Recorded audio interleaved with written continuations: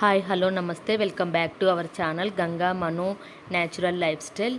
నేనైతే బాగున్నాను, అందరూ బాగుండాలని మనస్ఫూర్తిగా కోరుకుంటూ ఈరోజు వ్లాగ్ అయితే స్టార్ట్ చేశాను. ఈరోజు మే 5th అంటే ఈరోజు నా బర్త్డే అండి. సో ఈరోజు మార్నింగ్ టు ఈవినింగ్ నేను ఏమేమి చేశాను అనేది మీకు చూపిద్దాం అనుకుంటున్నాను. ఈరోజు మా ఇంట్లో బ్రేక్ఫాస్ట్ అయితే దోశ కాంబినేషన్ పల్లీల చట్నీ. ఇప్పుడు పల్లీలు అయితే వేయించుకుంటున్నాను.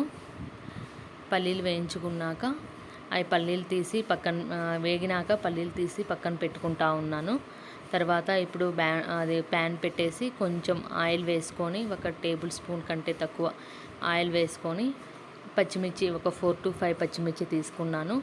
అవి కొంచెము మగ్గనియ్యాలి నూనెలో, ఎక్కువ మాడిపోకూడదండి. మగ్గనిచ్చిన తర్వాత గిన్నెలోకి సపరేట్గా తీసుకుంటూ ఉన్నాను. సపరేట్గా తీసుకొని పెట్టుకొని స్టవ్ అయితే ఆఫ్ చేసుకున్నాను. ఇప్పుడు కొంచెం పల్లీల చట్నీకి చింతపండు అనేది యాడ్ చేస్తే బాగుంటుంది కదా. సో చింతపండు అనేది యాడ్ చేస్తున్నాను. కొంచెం నానబెట్టిన చింతపండు తీసుకుందామని చెప్పేసి వాటర్ పట్టి చింతపండును పక్కనైతే పెట్టేశాను. సో ఆ 3 మిక్సీ పట్టాను. చట్నీ అయితే ప్రిపేర్ అయిపోయింది, పల్లీ చట్నీ. దానికైతే పోపు కూడా పెట్టేశాను. ఆ పోపు పెట్టేది నేను చూపించలేదు ఆ క్లిప్పు. సో ఇప్పుడు దోశ బ్యాటర్ రెడీ చేసుకున్నాను. దోశ బ్యాటర్ రెడీ చేసుకున్నాక ప్యాన్ పెట్టుకొని, ప్యాన్ హీట్ అయ్యాక ఇప్పుడు దోశ అయితే వేసుకుంటున్నాను.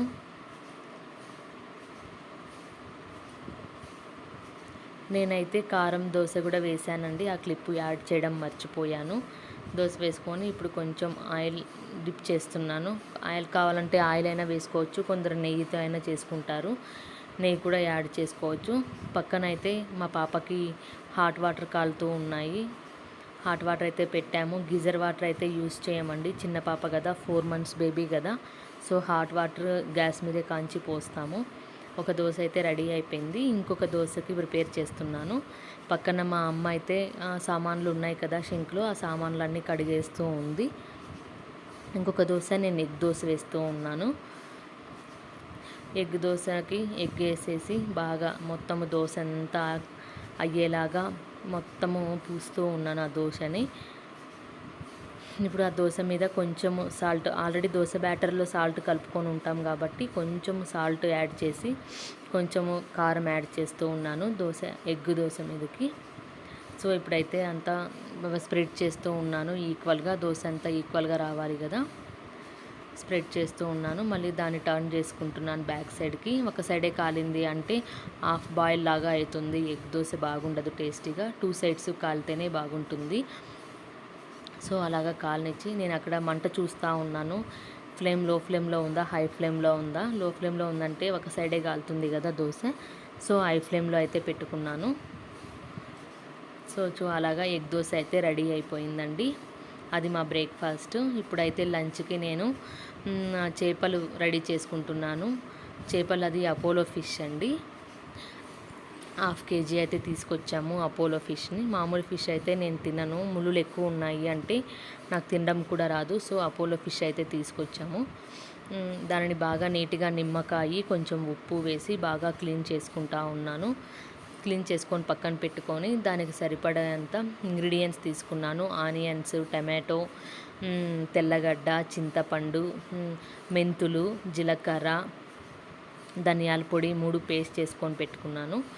మళ్ళీ ఇప్పుడు ఒక ప్యాన్ పెట్టుకొని కొంచెం ఆయిల్ వేసుకొని ఆవాలు, జీలకర్ర, కరివేపాకు యాడ్ చేశాను. అక్కడ యాడ్ చేసిన తర్వాత ఇప్పుడు అయితే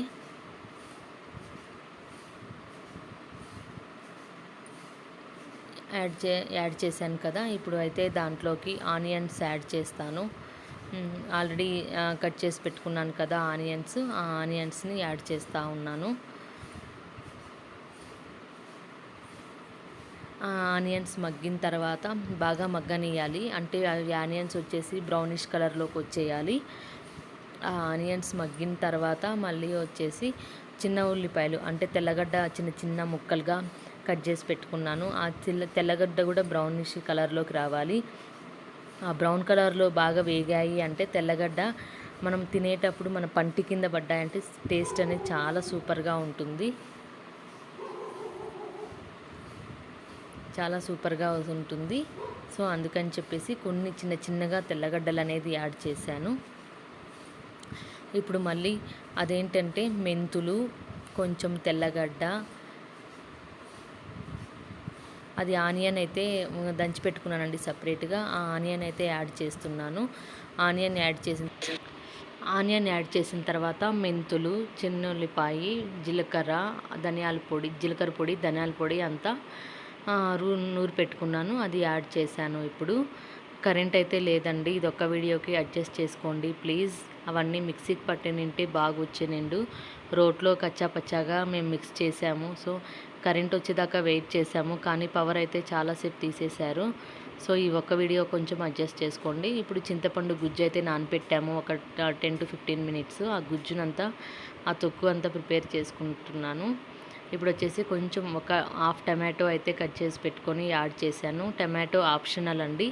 ఇప్పుడు చేపలు చింతపులుసుతోనే బాగా చేస్తారు కదా, టమాటో కావాలనుకున్న వాళ్ళు వేసుకోవచ్చు, లేదా అది ఆప్షనల్. ఇక్కడ వచ్చేసి కారము, మీకు ఎంత పులుపుకు తగ్గట్టు కారం వేసుకోవాలండి. ఒక 5 నాదైతే చాలా చిన్న స్పూన్ కాబట్టి ఒక 5 స్పూన్స్ వేసాను. టేబుల్ స్పూన్తో అయితే ఒక 2 స్పూన్స్ చాలు. రుచికి తగ్గట్టు సాల్ట్ వేసుకోవాలి. మొత్తం అది బాగా నూనెలో అయితే బాగా వేయించుకోవాలి. అంటే పచ్చివాసన అనేది ఏది రాకూడదు. పచ్చివాసన వచ్చిందంటే చేపలు ముందే స్మెల్ వస్తుంది. ఇది పచ్చివాసన వచ్చిందంటే అసలు తినడానికి అవ్వదు. సో అదంతా వేగిన తర్వాత చింతపండు గుజ్జు ప్రిపేర్ చేసి పెట్టుకున్నాను కదా, అది అయితే యాడ్ చేస్తున్నాను. ఆ చింతపండు గుజ్జు పులుపు మేమైతే 1/2 kg ఫిషెస్ తీసుకున్నాం కాబట్టి మేము ఒక 150 grams అయితే చింతపండు తీసుకున్నాము. చింతపండు గుజ్జు ఎంత ఉంటే చేపలు అనేది అంత టేస్టీగా వస్తుంది ఫిష్ కర్రీ. నాకు కూడా తెలియదండి, నేను ఎక్కువ తినను చేపలు, కానీ ఈ మధ్య అయితే అలవాటు చేసుకున్నాను. చేయడం కూడా ఇది సెకండ్ టైం నేను చేయడము. ఇప్పుడు పవర్ వచ్చేసిందండి. పవర్ రావడం వల్ల మీకు బాగా లైటింగ్ అనేది బాగా కనిపిస్తుంది. సో అది మరుగుతూ ఉంది కదా, టేస్ట్ చేస్తున్నాను అన్నీ సరిపోయినాయా లేదా అని చెప్పేసి. ఉప్పు, కారము, పులుపు అంతా టేస్ట్ చేస్తూ ఉన్నాను అక్కడ.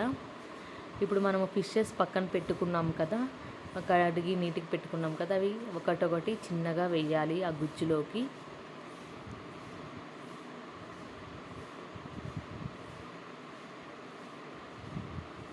పక్కనైతే కుక్కర్ కనిపిస్తుంది కదండి, ఆ కుక్కర్లో అయితే చికెన్ చేసి ఆల్రెడీ రెడీగా పెట్టాము, కానీ చికెన్ నేను చూపించలేదు.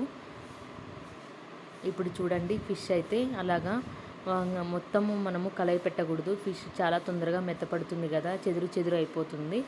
సో ఊరికి అట్లా అనేసి నేను లిడ్ అయితే క్లోజ్ చేసేసాను. బాగా మరుగుతుంది కదా, చేప బాగా ఉడుకుతుంది కదా, దాంట్లోకి కొంచెము నేను జీలకర్ర పొడి, ధనియాల పొడి పైన స్ప్రింకిల్ చేస్తూ ఉన్నాను. ఫిషెస్ అనేది గరిటెతో అనడం వల్ల అది కొంచెము చెదురుతుందండి. సో నేను అలా అయితే తిప్పుతూ ఉన్నాను. ఇప్పుడు ఉడికిందా లేదా అని చెప్పి నేను చూస్తూ ఉన్నాను ఫిష్ని. అలా అయితే ఉడికింది, కానీ కొంచెం ఫిష్ కర్రీ అయితే రెడీ అయిందండి. నాకు వచ్చిన విధంగా చేశాను. ఇప్పుడైతే నా బర్త్డే అని చెప్పాను కదా,